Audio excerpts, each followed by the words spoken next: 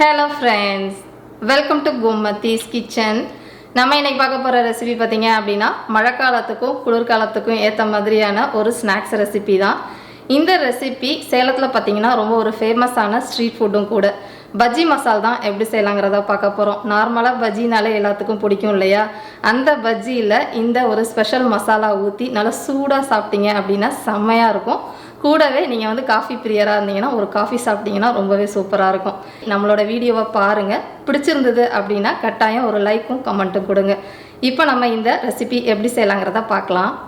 கோமதிஸ் கிச்சனை சப்ஸ்கிரைப் பண்ணாதவங்க சப்ஸ்கிரைப் பட்டனை ப்ரெஸ் பண்ணிக்கோங்க. உடனுக்குடனே அப்டேட் வேணும் அப்படின்னா பக்கத்தில் இருக்க பெல் பட்டனில் ஆல்ங்கிற ஆப்ஷனை மறக்காமல் ப்ரெஸ் பண்ணி வச்சுக்கோங்க. முதல்ல வந்து பஜ்ஜி மாவு மிக்ஸ் பண்ணி வச்சுட்டு அதுக்கப்புறம் மசாலா ரெடி பண்ணிக்கலாம். அதுக்கு வந்து பார்த்திங்கன்னா ஒரு பெரிய பவுலில் 1 கப் அளவுக்கு கடலை மாவு எடுத்துக்கோங்க. கடலை மாவை நல்லா சலிச்சிட்டு எடுத்துக்கோங்க. கூடவே வந்து பார்த்திங்கன்னா ஒரு 1/4 கப் அளவுக்கு அரிசி மாவு, நீங்கள் எந்த அரிசி மாவு வேணால் சேர்த்துக்கலாம். இது கூடவே ஒரு 1/4 கப்புக்கு கொஞ்சம் அதிகமாக 1/3 கப் அளவுக்கு புளிச்ச இட்லி தோசை மாவு சேர்த்துக்கணும். ஏன்னா நம்ம இந்த மாவில் சோடா உப்பு எதுவும் சேர்க்க போகிறது கிடையாது. மழை காலத்துலலாம் பார்த்திங்கன்னா சோடா உப்பு போடுறப்ப உங்களுக்கு வயிறு ஒரு மாதிரி உப்பலான மாதிரி இருக்கும். அதனால தான் மாவு சேர்த்துக்கிறோம். இதுக்கு ஒரு 1/8 டீஸ்பூன் அளவுக்கு மஞ்சள் தூள், கூடவே நீங்கள் காரத்துக்கு ஏற்ற மாதிரி தனி மிளகாய் தூள் சேர்த்துக்கலாம். நான் வந்து 1 டீஸ்பூன் போல் மிளகாய் தூள் சேர்த்துருக்கிறேன். இது கூடவே பார்த்திங்கன்னா ஒரு 1/8 டீஸ்பூன் அளவுக்கு பெருங்காய பொடியாக சேர்த்துக்கோங்க. இந்த பஜ்ஜிக்கு தேவையான அளவு நம்ம வந்து உப்பு ஒரு 1/2 டீஸ்பூன் அளவுக்கு டேபிள் சால்ட்டு சேர்த்துட்டு கிட்டத்தட்ட உங்களுக்கு 1 கப்பு தண்ணி வந்து சேர்த்தோம் அப்படின்னா சரியாக இருக்கும். சேர்த்துட்டு எந்த ஒரு கட்டிகளும் இல்லாமல் நல்லா கலந்து விட்டுருங்க. தோசை மாவு பதத்துக்கு இருக்கணும். ரொம்ப கெட்டியமாகவும் இருக்கக்கூடாது, ரொம்ப தண்ணியாகவும் இருக்கக்கூடாது. இப்போ இந்த மாவு சோடா உப்பு போடாதனால ஒரு 5 நிமிஷம் ஊறிக்கிட்டு இருக்கட்டும். அதுக்குள்ளே நம்ம அந்த பஜ்ஜிக்கு மேலே ஊற்றுற அந்த மசால் ரெடி பண்ணிக்கலாம். அதுக்கு வந்து ஒரு பேனை சூடு பண்ணியிருக்கிறேன். இதில் வந்து 1 டீஸ்பூன் போல் எண்ணெய் சேர்த்துக்கோங்க. எண்ணெய் நல்லா காஞ்சதுக்கு அப்புறமா தாளிக்கிறதுக்குன்னு பார்த்திங்கன்னா ஒரு 1/4 டீஸ்பூன் அளவுக்கு கடுகு, 1/4 டீஸ்பூன் அளவுக்கு சீரகம் சேர்த்துக்கலாம்.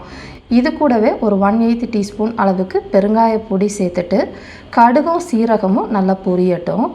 இப்போ இதில் வெங்காயம் பார்த்திங்க அப்படின்னா நல்லா ஒரு பெரிய சைஸில் நீங்கள் வந்து பெரிய வெங்காயம் சேர்த்துக்கலாம். கடைகளில் அதுதான் சேர்ப்பாங்க.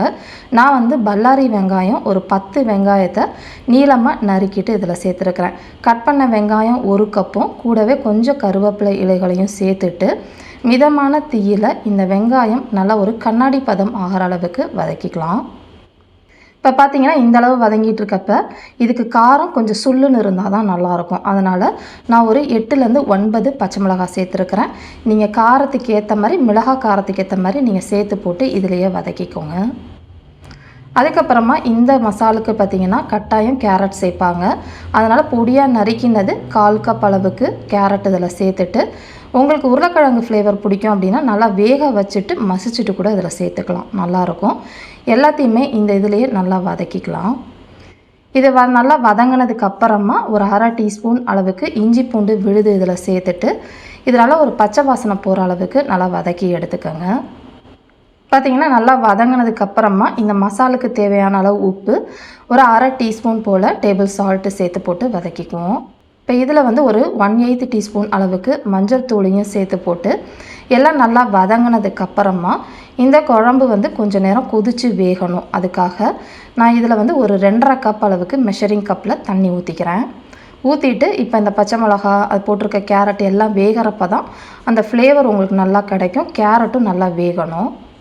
இப்போ பார்த்திங்கன்னா ஒரு 4 நிமிஷமாக நல்லா கொதித்து வந்துக்கிட்டு இருக்கு. இப்போ நல்லா கொதித்ததுக்கப்புறமா உங்களுக்கு மசால் வந்து இந்த மாதிரி தான் இருக்கும். இப்போ இந்த குழம்பு நல்லா திக்கனிங் கொடுக்கறதுக்காக பார்த்திங்க அப்படின்னா நான் வந்து கடலை மாவு ஒரு 1/4 கப் அளவுக்கு கடலை மாவை கிட்டத்தட்ட ஒரு 3/4 கப் அளவுக்கு தண்ணி ஊற்றி நல்லா கட்டிகள் இல்லாமல் கரைச்சி வச்சுருக்கிறேன். இதை சேர்த்துட்டு இப்போ இந்த குழம்புக்கு தேவையான அளவு தண்ணி சேர்த்துக்க போகிறோம். இது வந்து பார்த்திங்கன்னா ரொம்ப கெட்டியமாகவும் இருக்கக்கூடாது, ரொம்ப வந்து தண்ணியாகவும் போகக்கூடாது. நல்லா கொஞ்சம் குழகுழப்பாக இருந்துச்சு அப்படின்னா ரொம்ப நல்லாயிருக்கும். இது போட்டு நீங்கள் ரொம்ப நேரம் கொதிக்க வைக்கணும்னு அவசியம் கிடையாது. ஒரு கொதி வந்தால் போதும். இப்போ எனக்கு வந்து கொஞ்சம் உப்பு பத்தாத மாதிரி இருக்குது. அதனால் இன்னொரு ஒரு 1/4 டீஸ்பூன் போல் உப்பு சேர்த்து நல்லா கலந்துக்கலாம். இப்போ பார்த்திங்கன்னா கடைசியாக பொடியாக நறுக்கின கருவேப்பிலையும் கொத்தமல்லி இலைகளையும் போட்டுட்டு அடுப்பு ஆஃப் பண்ணிட வேண்டியதான். இந்த பஜ்ஜிக்கு ஊற்றி சாப்பிட்றதுக்குன்னு பார்த்திங்கன்னா கன்சிஸ்டன்சி இந்த அளவுக்கு இருந்தால் சரியாக இருக்கும். இது நல்லா சூடாக இருக்கிறப்பே சூடாக பஜ்ஜியை போட்டுட்டு நம்ம மேலே வந்து ஊற்றி சாப்பிடலாம். இப்போ அடுத்து பஜ்ஜி போட்டுருவோம். பஜ்ஜிக்குன்னு பார்த்திங்க அப்படின்னா நான் வந்து இதுக்கு கட்டாயம் வாழைக்காய் பஜ்ஜி ரொம்ப நல்லாயிருக்கும். அதனால் வாழைக்காவை இந்த மாதிரி மெல்லிசாக கட் பண்ணினதை நான் வந்து பஜ்ஜி மாவில் துவச்சி போட்டு நம்ம வறுத்து எடுத்துக்கலாம். மிதமான தீயிலே பஜ்ஜி நல்லா பொன்னிறமாக செவந்து வரணும். இப்போ பார்த்திங்கன்னா இந்த அளவுக்கு நல்லா செவந்து சலசலப்பெல்லாம் அடங்கிருச்சு. இப்போ பஜ்ஜி எடுத்துடலாம்.